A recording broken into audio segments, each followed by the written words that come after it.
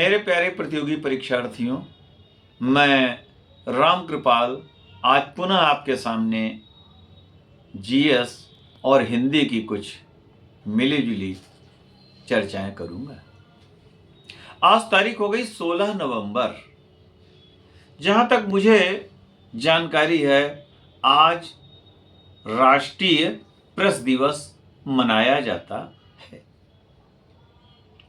इसके अतिरिक्त संविधान के भाग 16 का संबंध संविधान के भाग 16 में कुछ कमजोर वर्गों के लिए विशेष उपबंध की व्यवस्था की गई है। भाग 16।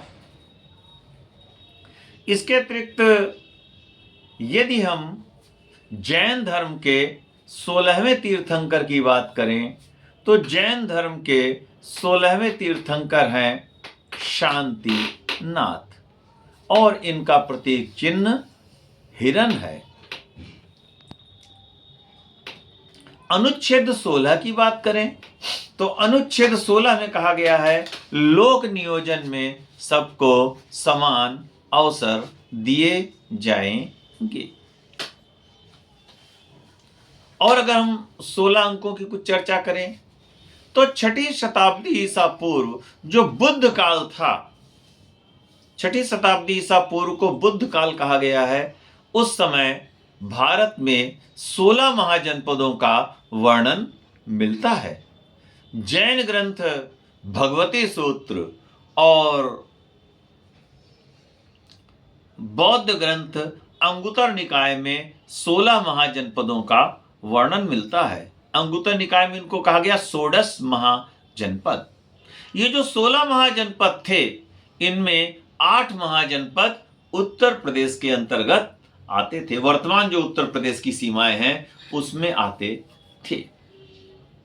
और 16 की बात करें तो श्रीमती इंदिरा गांधी ने 16 बार राष्ट्रीय ध्वज फहराया।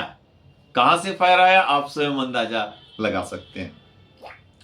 लेकिन मैंने कभी कभी मैं कुछ चीजें छोड़ भी देता हूं जान करके, ताकि जब आप उस पर अपना निगाह दिमाग लगाते हैं तो वो चीज आपको बहुत कम भूलती है। और आगे चलते हैं। अखिल भारतीय राष्ट्रीय कांग्रेस का 16वां अधिवेशन वर्ष 1900 में हुआ था और ये अधिवेशन लाहौर में हुआ था और इसकी अध्यक्षता श्री नारायण गणेश चंद्रावरकर ने की थी। वर्ष 1900। देखिए मेरे प्यारे प्रतियोगी परीक्षार्थियों, थोड़ा मैं रीजनिंग में आ रहा हूं, तर्क शक्ति में, कि जो वर्ष 4 से कट जाए वो लीप ईयर होता है, यानी फरवरी 29 दिन की हो जाती है। लेकिन अगर शताब्दी पड़ती है वो 400 से कटनी चाहिए। अगर वो शताब्दी 400 से नहीं कट रही है तो फिर लीप ईयर नहीं होगा। तो वर्ष 1900 लीप ईयर नहीं था। वर्ष 1900 में एक तो पंडित जवाहरलाल नेहरू की छोटी बहन थी श्रीमती विजय लक्ष्मी पंडित, तो उनका जन्म वर्ष 1900 में हुआ था। इसके अतिरिक्त हिंदी के एक जाने माने विद्वान हैं सुमित्रा नंदन पंत। इनका जन्म भी अल्मोड़ा जिले के कौसानी नामक गांव में हुआ था, तो इनका जन्म भी वर्ष 1900 में हुआ था, 20 मई 1900। इनका वास्तविक नाम था गोसाई दत्त पंत। इनको सुकुमार कवि भी कहते हैं। अब आइए 1900 की अगर हम अंतरराष्ट्रीय स्तर पे बात करें तो 27 फरवरी 1900 को इंग्लैंड में लेबर पार्टी की स्थापना हुई थी। मालूम है आपको? सृष्टि जी, मालूम है? लेबर पार्टी की स्थापना वर्ष 1900 में हुई थी। ये तो आप भली भांति जानते होंगे कि जब भारत को आज़ादी मिली उस समय इंग्लैंड में लेबर पार्टी की सरकार थी। इस समय तो फिलहाल किसकी सरकार है इंग्लैंड में? इस समय वहां के प्रधानमंत्री हैं कीर स्टारमर। तो फिर आगे चलते हैं। ये हमने मतलब चूंकि 1900 आया तो उसकी चर्चाएं की। अब आइए, भारत में पश्चिम बंगाल और बिहार ये ऐसे राज्य हैं जो राज्यसभा के लिए, उच्च सदन राज्यसभा के लिए 16 सदस्य भेजते हैं। एक बार फिर, पश्चिम बंगाल राज्यसभा के लिए 16 सदस्य भेजता है और बिहार भी राज्यसभा के लिए 16 सदस्य भेजता है। ये तो आप भली भांति जानते होंगे कि राज्यसभा एक स्थायी सदन है, कभी भंग नहीं होती है। इसका नाम पहले था काउंसिल ऑफ स्टेट्स, लेकिन अगस्त 1954 में इसको हिंदी नाम राज्यसभा दिया गया और ये राज्यों का प्रतिनिधित्व करती है। उपराष्ट्रपति महोदय इसके प्रदेश सभापति होते हैं। आगे चलते हैं। 16वें संविधान संशोधन द्वारा यह व्यवस्था की गई कि यदि किसी राज्य की विधानसभा भंग चल रही हो तो राष्ट्रपति के चुनाव पर कोई असर नहीं पड़ेगा।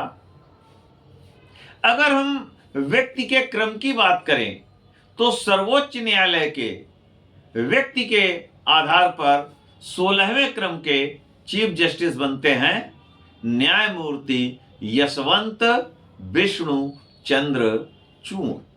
इनका कार्यकाल सबसे अधिक रहा। ये लगभग 7.5 वर्ष इनका कार्यकाल रहा। ये 1978 से 1985 तक जो है भारत के मुख्य न्यायमूर्ति रहे। मान लीजिए प्रश्न आ जाए, ये तो खैर आप लोग जानते होंगे कि सर्वोच्च न्यायालय के किन न्यायाधीश का कार्यकाल सबसे अधिक रहा, तो वो हैं न्यायमूर्ति यशवंत विष्णु चंद्रचूड़। और सबसे कम जिन मुख्य न्यायमूर्ति का कार्यकाल रहा तो वो थे न्यायमूर्ति KN सिंह। वर्तमान समय में 16वां वित्त आयोग अपना कार्य कर रहा है। 16वें वित्त आयोग के अध्यक्ष बनाए गए हैं श्री अरविंद पनगड़िया। अरविंद पनगड़िया जी के विषय में आप लोग जानते होंगे कि 1 जनवरी 2015 को जो पहला नीति आयोग बना, इसका फुल फॉर्म है हिंदी में मैं सीधे बता रहा हूं, राष्ट्रीय भारत परिवर्तन संस्थान। तो इसके पहले उपाध्यक्ष मिस्टर अरविंद पनगड़िया बनाए गए थे 1 जनवरी 2015 को। और नीति आयोग या राष्ट्रीय भारत परिवर्तन संस्थान का अध्यक्ष प्रधानमंत्री होता है। योजना आयोग के स्थान पर नीति आयोग बनाया गया या राष्ट्रीय भारत परिवर्तन संस्थान। तो वही अरविंद पनगड़िया जी जो उसमें उपाध्यक्ष थे, वही इस समय जो 16वां वित्त आयोग बना है उसके अध्यक्ष बनाए गए हैं। भारतीय संविधान के अनुच्छेद 280 में वित्त आयोग का वर्णन किया गया है। यह केंद्र और राज्यों के बीच वित्तीय मामले का बंटवारा कैसे हो, मतलब उचित ढंग से बंटवारा हो, यह काम वित्त आयोग का होता है। वित्त आयोग में एक अध्यक्ष होते हैं और 4 अन्य सदस्य होते हैं। अब आप पूछ सकते हैं क्या प्रदेशों में वित्त आयोग होता है? होता है। अनुच्छेद 243 में प्रदेशों के वित्त आयोग का वर्णन किया गया है। 243 में इसमें भी कई काका गागा हैं, आपको आगे बताएंगे। इस थोड़ा थोड़ा आप सुनेंगे तो आपको याद होने में आसानी रहेगी, एकदम बताने में आप भूल जाएंगे। देखिए मेरे प्यारे प्रतियोगी परीक्षार्थियों, मेरा उद्देश्य है कि जो मैं बताऊंगा आपको वो पूरी तरह आपके दिमाग में कंठस्थ हो जाए। बहुत लोग ये कह सकते हैं कि वो आधी जानकारी नहीं है। बात यह है कि बहुत से कंप्यूटर मैंने देखा है, मैं खुद एक कंप्यूटर रहा हूं, तो बहुत से कंप्यूटर इस मारे भी असफल होते हैं कि वो आती हुई चीज गलत कर जाते हैं, पढ़ ज्यादा लेते हैं लेकिन उनको याद नहीं रहता। तो पहले आप थोड़ा थोड़ा पढ़ें, नहीं कहते जड़ मजबूत करें तो पुलई तो अपने आप काम करने लगेगी। खाना खाएंगे तभी चाय नाश्ता और क्या कहते हैं फलों का जूस काम आएगा, लेकिन अगर आप खाना नहीं खाएंगे, केवल जूस ही पीते रहेंगे तो शरीर काम नहीं करेगा। मेरी बात को अन्यथा न ले। तो केंद्रीय वित्त आयोग 280 और राज्य वित्त आयोग 243। हालांकि 243 में कई चीजें हैं, नगर पालिका भी है, पंचायती राज भी है और तमाम चीजें बताई गई हैं। लेकिन अब इसका जो आर्टिकल का खा गा घा ये मैं आपको आगे बताऊंगा, फिलहाल मैंने आपको इतनी जानकारी दी। तो केंद्रीय जो वित्त आयोग है, एक अध्यक्ष और 4 अन्य सदस्य। मैंने भी 16वां ये भी क्रम बता दिया। और 16वीं विधानसभा का कार्यकाल कब से कब तक रहा, 16वीं लोकसभा का कार्यकाल तो आप जानते होंगे कब से कब तक रहा। देखें, 14वीं का 4 से 9 तक रहा, 15वीं का 9 से 14 तक रहा। तो 16वीं लोकसभा का कार्यकाल 14 से 19 तक रहा। 2014 से 19 तक 16वीं लोकसभा का कार्यकाल रहा था। और जो 16वीं लोकसभा बनी, 16वीं लोकसभा के दौरान जो वर्तमान प्रधानमंत्री हैं कौन, श्री नरेंद्र दामोदर दास मोदी जी, ये पहली बार प्रधानमंत्री 2014 में बने थे, यानी 16वीं लोकसभा। उसके बाद फिर 19 में 17वीं लोकसभा बनी और इस समय तो आप जानते हैं कि 18वीं लोकसभा अपना कार्य कर रही है। तो देखिए, 16 से संबंधित मैंने आपको कुछ जानकारियां दी और यदि और आगे मेरे पास कुछ जानकारियां आएंगी तो मैं आपसे शेयर करूंगा। आइए कुछ कार्यक्रम को हम आगे बढ़ाते हैं। आइए मैं कुछ संप्रदायों की चर्चा करता हूं। मध्यकाल में कुछ भक्ति आंदोलन चला, तो उस काल में देखें कुछ मत भी चले और कुछ संप्रदाय भी चले। तो एक संप्रदाय है श्री संप्रदाय, ध्यान से सुने, श्री संप्रदाय। श्री संप्रदाय को चलाने वाले व्यक्ति थे रामानुजाचार्य। रामानुजाचार्य, इन्होंने विशिष्टाद्वैत मत भी चलाया। इनके पहले गुरु बने श्री यादव प्रकाश और फिर इन्होंने बाद में इनके गुरु बने श्री यमुनाचार्य। अभी कुछ वर्ष पहले रामानुजाचार्य जी की एक प्रतिमा, जिसको स्टैचू ऑफ इक्विलिटी यानी समानता की मूर्ति कहते हैं, ये हैदराबाद के निकट शमशाबाद नामक स्थान पर लगाई गई थी। तो श्री संप्रदाय रामानुजाचार्य।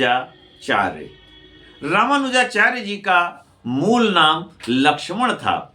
इनके अनुयायी इनको शेषनाग का अवतार मानते हैं।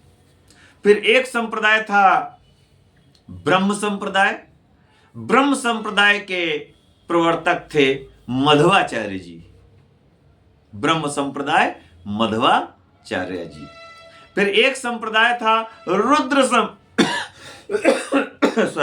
खांसी आ गई मुझे, खांसी का तत्सम कास है भाई। देखिए, शरीर है तो इसलिए माफी चाहेंगे आप लोगों से जो हमारे बैठे हैं, खांसी आ जाती है। क्यों निशांत जी, नाराज हो जाते हैं आप कभी कभी कि हमारे साथी सामने निशांत जी बैठे कभी कभी। अच्छा खैर, आइए। तो ब्रह्म संप्रदाय मैंने क्या बताया, आप लोग बताओ, मध्वाचार्य जी। अब आते हैं रुद्र संप्रदाय। रुद्र संप्रदाय के प्रवर्तक थे विष्णु स्वामी जी।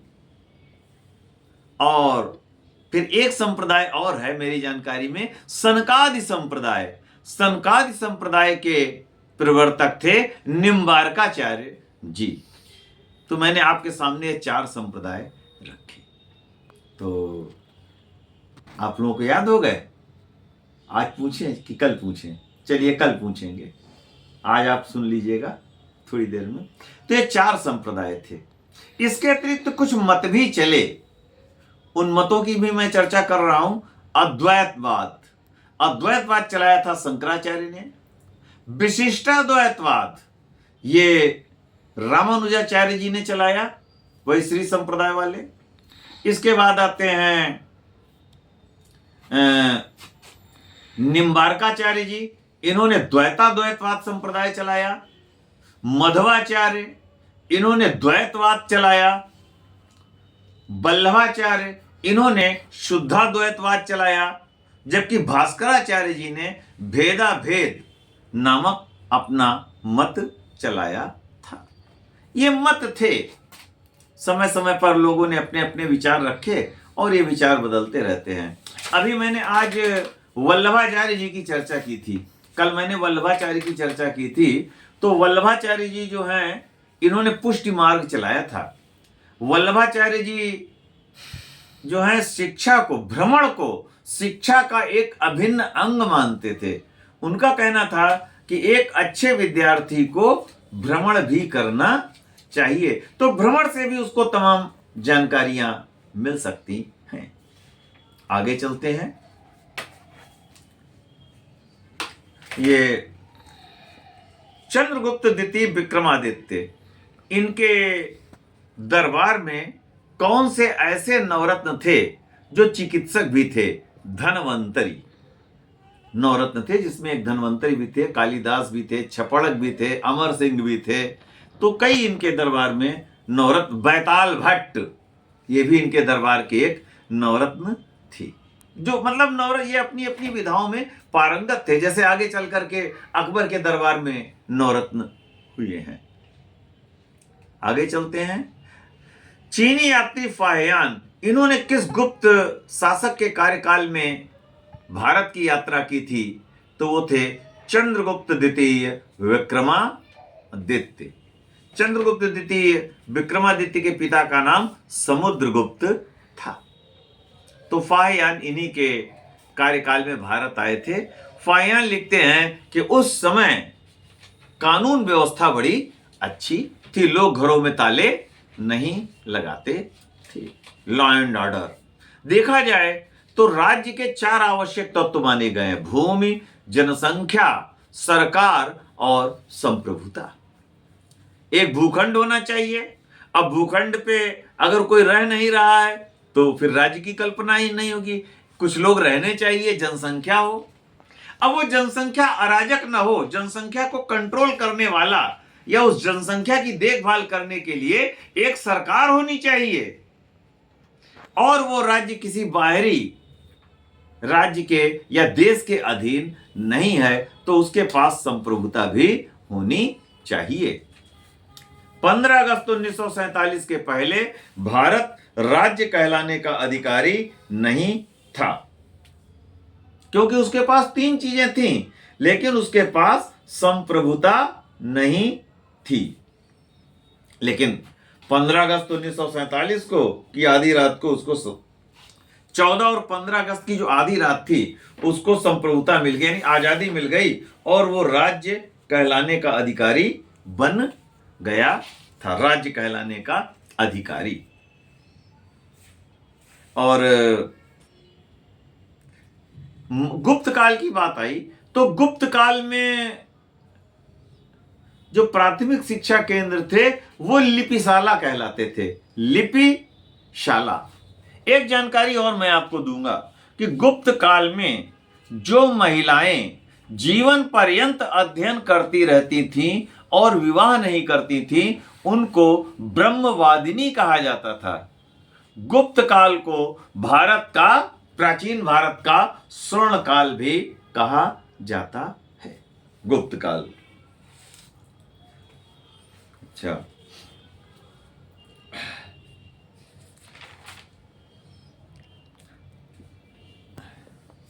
अजंता, एलोरा, ये गुफाएं कहां पे हैं? महाराष्ट्र में। अजंता, एलोरा की गुफाएं महाराष्ट्र में हैं। एक मैं पढ़ रहा था कि ये जो महाराष्ट्र में औरंगाबाद का इलाका है वहीं पर है, औरंगाबाद। इसके अतिरिक्त जो है क्या कहना चाहिए, देवगिरी, ये इलाका भी जो है औरंगाबाद के अंतर्गत आता है। हालांकि अब इसका नाम रखा गया है संभाजी नगर। क्या मुंबई में कोई नदी है? मुंबई, देखिए मुंबई में एक स्थानीय नदी है। मुंबई में एक स्थानीय नदी है, तो उस स्थानीय नदी को मीठी नदी के नाम से जानते हैं। मीठी नदी। आज दिन शनिवार है। ओलंपिक खेलों में किस महाद्वीप को काला रंग दिया गया है? तो वो महाद्वीप है अफ्रीका। अफ्रीका महाद्वीप को काला रंग प्रदान किया गया है। शनिवार, तो आइए कुछ शनि ग्रह की चर्चा करें। इंग्लिश में कहते हैं सैटर्न, शनि। शनि ग्रह को आकाश गंगा सदिश ग्रह कहते हैं। क्षेत्रफल में ये दूसरे स्थान पे आता है। ये चपटा ग्रह भी कहलाता है। शनि ग्रह के चारों ओर वलय पाए जाते हैं, बल्कि एक जगह ऐसी है कि जिसको कैसिनी डिवीजन भी कहते हैं, कैसिनी डिवीजन। शनि ग्रह 29.46 वर्षों में सूर्य की परिक्रमा करता है। ये मतलब एक माना गया 29 वर्ष तो है ही है, अब 4-6 वर्ष हो गया, इसमें 4-6 में थोड़ा आगे पीछे होता रहता है। शनि ग्रह को गैसों का गोला भी कहते हैं। इसके अतिरिक्त शनि ग्रह का सबसे बड़ा उपग्रह है टाइटन। शनि ग्रह का सबसे बड़ा उपग्रह कौन है? टाइटन। फिर सेकंड नंबर का जो इसका सबसे बड़ा उपग्रह होगा, केवल शनि ग्रह की बात हो रही है, अन्य ग्रहों के उपग्रहों की बात नहीं हो रही है। तो सबसे बड़ा ग्रह टाइटन। टाइटन के बाद जो नंबर 2 का उपग्रह है शनि ग्रह का, उसका नाम है रिया। फिर शनि ग्रह का जो तीसरे नंबर का सबसे बड़ा उपग्रह है, उसका नाम है इयापेट्स। तो ये मैंने आपको चर्चा करके बताया। इसके अतिरिक्त मिसास, इंसिलेडस, तेथीस ये शनि ग्रह के अन्य उपग्रह हैं तो बहुत से ज्यादा। और शनि ग्रह का सबसे छोटा उपग्रह कौन है बताएं आप लोग? हैं? शनि ग्रह का, अभी आराध्या जी ने बताया है कि शनि ग्रह का सबसे छोटा उपग्रह पैन है। ठीक, सबसे छोटा कौन है? पैन, शनि। अच्छा ये बताइए, लखनऊ स्थित इंदिरा गांधी नक्षत्रशाला जो बनी है वो किस ग्रह के आकार की है? बताएं, आप बताओ। शनि ग्रह के आकार की है। जो मुझे जानकारी है, जो मैंने पढ़ा है कि इंदिरा गांधी नक्षत्रशाला लखनऊ शनि के आकार की बनी हुई है।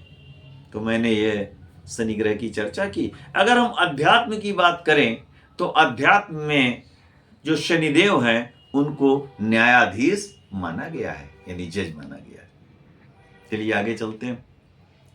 फिर ये किस क्रांति का संबंध जो है, किस क्रांति को काली क्रांति या ब्लैक रिवॉल्यूशन कहते हैं? ब्लैक रिवॉल्यूशन, काली क्रांति का संबंध किससे है? पेट्रोलियम।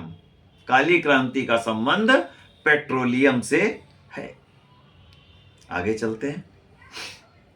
ये शारीरिक दुख को व्याधि, हिंदी, थोड़ा मैं हिंदी की भी चर्चा कर रहा हूं।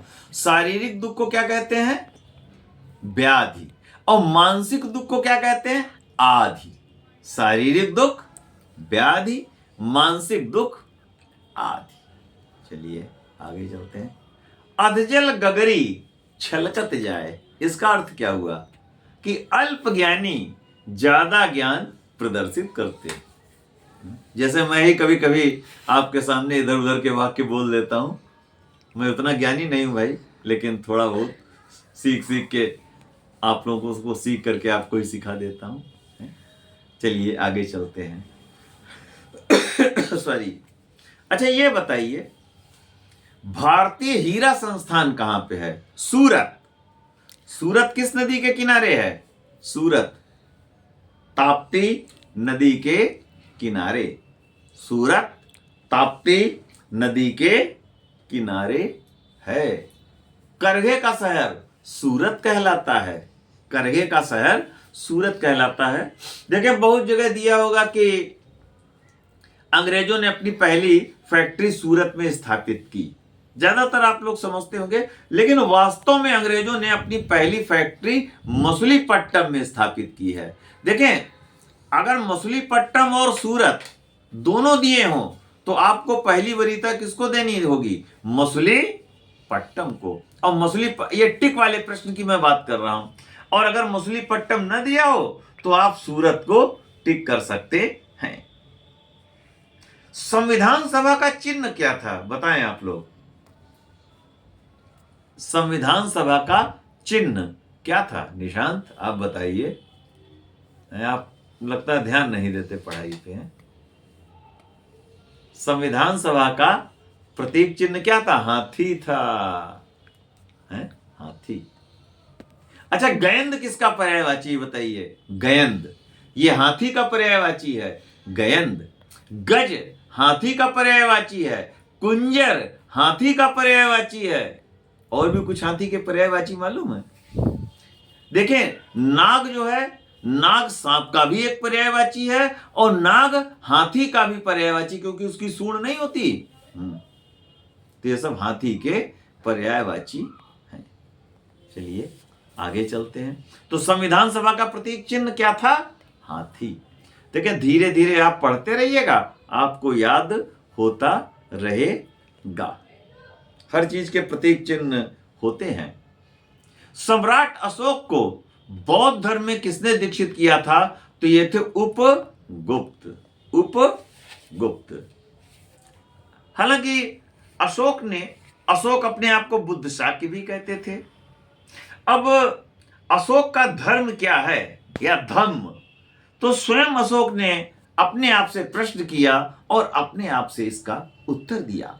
उस समय की जो बोली थी, भाषा थी, उसमें वो कहते हैं किम चु धम्म, अर्थात धम्म क्या है? फिर अशोक स्वयं उत्तर देते हैं, अपासिन्ने बहु कथाने दया दाने सचे सोचिए, अर्थात पाप कर्म से निवृत्त, दया दान विश्व कल्याण, यही धम्म है। तो ऐसा सम्राट अशोक ने अपने समय कहा था। उनको महान भी बताया गया। किस अंग्रेज अफसर ने, वैसे तो मुगल बादशाहों की बात की जाए तो अकबर ने गुलाम प्रथा समाप्त की थी, लेकिन किस मुगल बादशाह ने, किस अंग्रेज गवर्नर जनरल ने के समय भारत में गुलाम प्रथा समाप्त की गई? तो वो अंग्रेज गवर्नर जनरल थे लॉर्ड एलन बरो। लॉर्ड एलन बरो के समय 1843 में गुलाम प्रथा समाप्त कर दी गई थी। आइए और आगे चलते हैं। केंद्रीय चाय बोर्ड का मुख्यालय कहां पे है? केंद्रीय चाय बोर्ड कोलकाता, पुराना नाम कलकत्ता। देखें ये 3 गांव थे, कालीकाता, सुतानाटी और गोविंदपुर। मुगल सूबेदार अजीम उस शान ने ये ईस्ट इंडिया कंपनी को सौंपे थे। जाप चारनाक ने यहां पर एक नगर बसा दिया इन्हीं 3 गांव को मिला करके। और क्या नाम रखा? अपनी अंग्रेजों ने इसका नाम रखा केलकटा। भारतीयों ने, जो विशेषकर उत्तर भारत के लोग थे, उन्होंने इसको कलकत्ता कह के पुकारा। 2001 में इसका नाम कोलकाता किया गया। यहां पर किन देवी की उपासना होती है? काली माता की। काली माता की यहां पर उपासना की जाती है। यह आप लोगों को मालूम है शुभंकरी किनका पर्यायवाची? शुभंकरी काली माता का एक नाम शुभंकरी भी है, यानी शुभ फल देने वाली है। तो गुस्से वाली, लेकिन ये मतलब अच्छे लोगों को शुभ फल देती है, केवल वो जो पापी लोग हैं उन्हीं को दंड देती है। हालांकि गुस्साई भी एक बार, तो इनके क्रोध को शांत किया शिव जी ने। ये आप लोगों को मालूम है कि शंकर का क्या अर्थ होता है? शंकर का अर्थ क्या? कल्याण करना। शंकर का अर्थ होता है कल्याण। वैसे तो शिव जी के तमाम पर्यायवाची हैं, शिव, शंभु, महादेव, देवादिदेव, भूतेश, पिनाकी, वामदेवहर, भुजंगनाथ, कहीं आशुतोष, नीलकंठ। ऐसा सुना जाता है कि जिस समय स्वर्ग मंथन के दौरान जब जहर निकला, तब उन्होंने लोक कल्याण के लिए जहर पी लिया था, तभी उनका कंठ नीला पड़ा और नीलकंठ कहलाए। वो कविता है कि कीन दे आते हैं जरसुरासुर भय विहाला, कीन दे आते हैं करी सहाई, नीलकंठ तब नाम कहाई। ऐसा शिव जी के विषय में कहा गया। अभी जहर की बात चली, हलाहल किसका पर्यायवाची है? जहर का। कालकूट जहर का, विष जहर का, गरल ये भी जहर का पर्यायवाची है।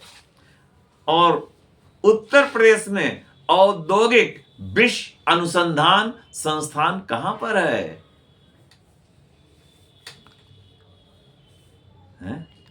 लखनऊ। जोर से बोला कीजिए, आप लोग शर्माते हैं। देखिए, इसमें शर्माना नहीं चाहिए, तो भाई कंपटीशन है, सीखते सीखते सीखेंगे। जितना आप गलत बोलेंगे, देखिए यहां पे आप जितना सीख लेंगे, कंपटीशन हाल में आप उतने ही लाभ में रहेंगे। नहीं कहते हैं कि सफलता की पहली सीढ़ी असफलता है। आप लोगों ने चर्चिल का नाम सुना है? चर्चिल, जो कि इंग्लैंड के प्रधानमंत्री हुए हैं। अरे, चर्चिल तो इंग्लैंड के माने जाने प्रधानमंत्री हुए हैं, विंस्टन चर्चिल। वो क्या कहते थे? Never never never give up. असफल असफल असफल सफल। लेकिन हां, लगे रहें, सीखें, सीखेंगे तो आप कुछ पाएंगे। और कह दो नहीं मैं ही विद्वान हूं, तो फिर विद्वान धीरे धीरे विद्वता आती है? हर सीखे सीखे ही व्यक्ति कुछ सीख पाता है। उत्तरी ध्रुव की खोज किसने की थी, आपको पता है? रॉबर्ट पियरी ने। और दक्षिणी ध्रुव की खोज किसने की? एमंडसेन ने। ठीक। लेकिन अब हम अगर ये प्रश्न करें कि कौन सा पहला भारतीय जो उत्तरी ध्रुव पर गया, उसका नाम बताइए। पहला भारतीय जो उत्तरी ध्रुव पर गया, उसका नाम बताइए।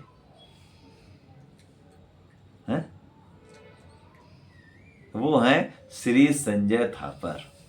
प्रथम भारतीय जो उत्तरी ध्रुव पर गए, उनका नाम है संजय थापर जी। अच्छा, दक्षिणी ध्रुव पर जाने वाले पहले भारतीय का नाम बताइए। दक्षिणी ध्रुव पर जाने वाले पहले भारतीय ये हैं कर्नल जेके बजाज। एक बार फिर, उत्तरी ध्रुव पे जाने वाले पहले भारतीय संजय थापर, और दक्षिणी ध्रुव पर जाने वाले पहले भारतीय कर्नल जेके बजाज। ठीक, आगे चलते हैं। ये विजयवाड़ा किस नदी के किनारे है?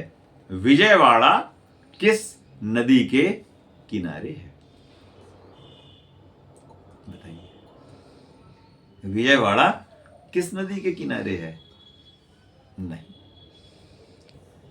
देखिए, मैं देखिए आपको हिंट दे रहा हूं, कल बता चुका था। विजयवाड़ा उस नदी के किनारे है जो महाराष्ट्र के महाबलेश्वर की पहाड़ियों से निकली हैं,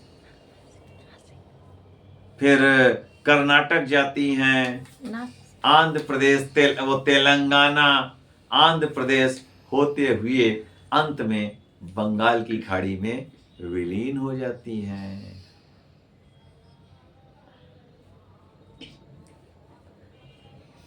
कृष्णा नदी। कृष्णा नदी कल मैंने बताया था कि कहां से निकली है? महाराष्ट्र से। और महाराष्ट्र में महाबलेश्वर की पहाड़ियां। अब एक बात सुने ध्यान से, देखें कृष्णा एक नदी का भी पर्यायवाची, एक नदी का ही नाम है और एक नदी का पर्यायवाची भी कृष्णा है। वो नदी कौन सी है बताइए? वो नदी कौन सी है जिसका पर्यायवाची कृष्णा है?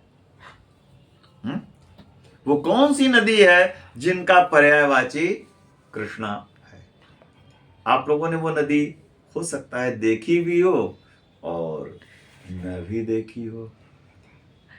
No no no no no no no no no, गलत आप बोल रहे हैं भाई Nishant ji. No no no no, गलत।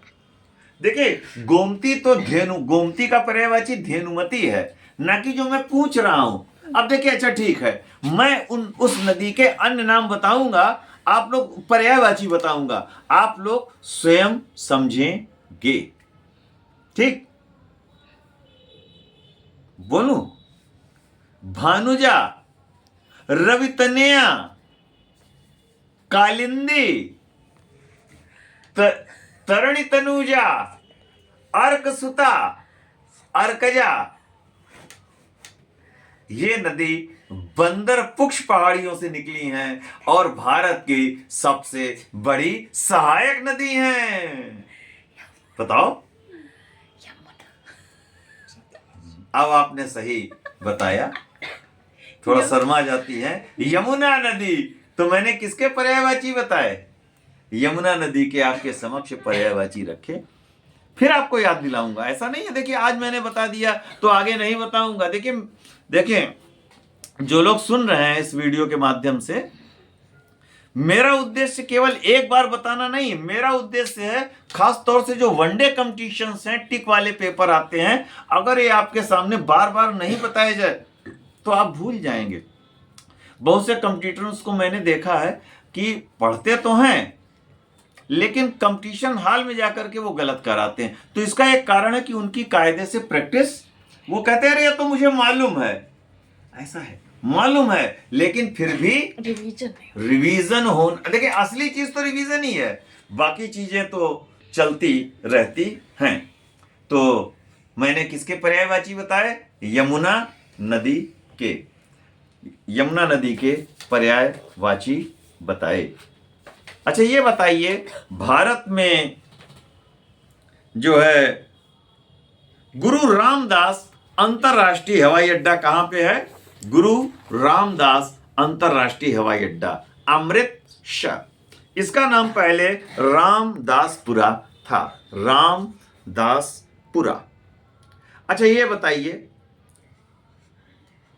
ये केंद्रीय गंगा बाढ़ नियंत्रण आयोग, केंद्रीय बाढ़ नियंत्रण आयोग, इसका मुख्यालय कहां पे है? केंद्रीय बाढ़ नियंत्रण आयोग पटना, केंद्रीय बाढ़ नियंत्रण आयोग पटना।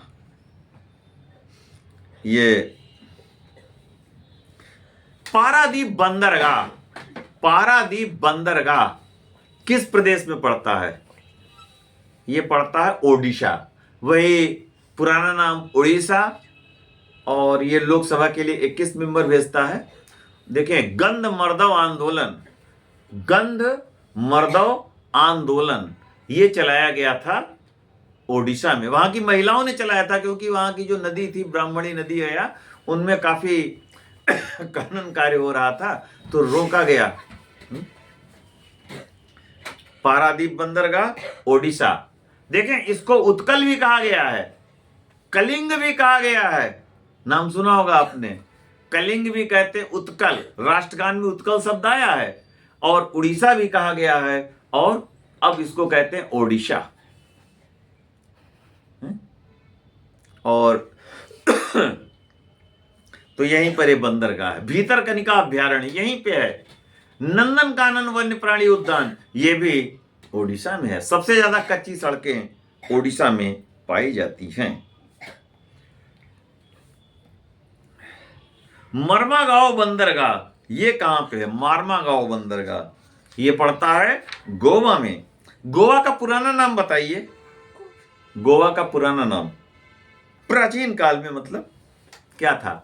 गोमांतक प्रदेश, गोमांतक प्रदेश ये गोवा का पुराना नाम था। गोवा, ये तो आपको पता ही होगा कि भाई। अच्छा ये बताइए, गोरखपुर किस नदी के किनारे? उत्तर प्रदेश का जावा किसे कहते हैं? गोरखपुर। उत्तर प्रदेश का जावा गोरखपुर। ये राप्ती नदी के किनारे है। राप्ती नदी के किनारे।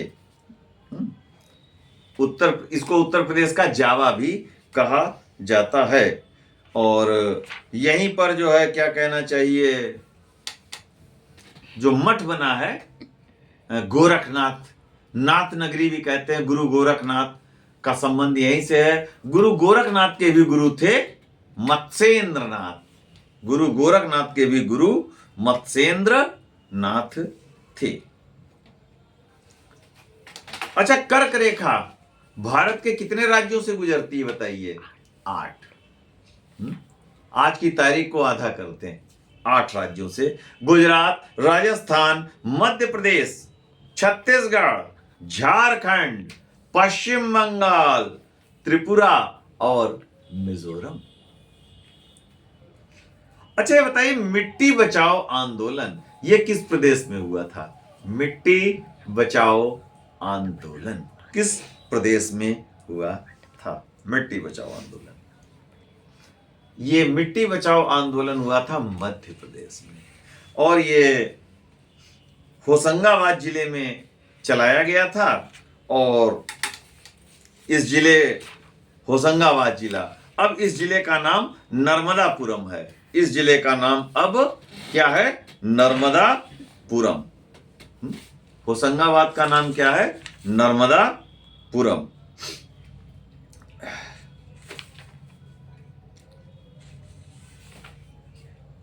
नल सरोवर अभ्यारण्य कहां पे है? नल सरोवर पक्षी विहार, ये गुजरात में पड़ता है। और जहां तक मुझे जानकारी है, ये बड़ौदा डिस्ट्रिक्ट में पड़ना चाहिए। रेलवे स्टाफ कॉलेज कहां पे है? बड़ौदा में। Railway staff college Baroda. ठीक, अच्छा।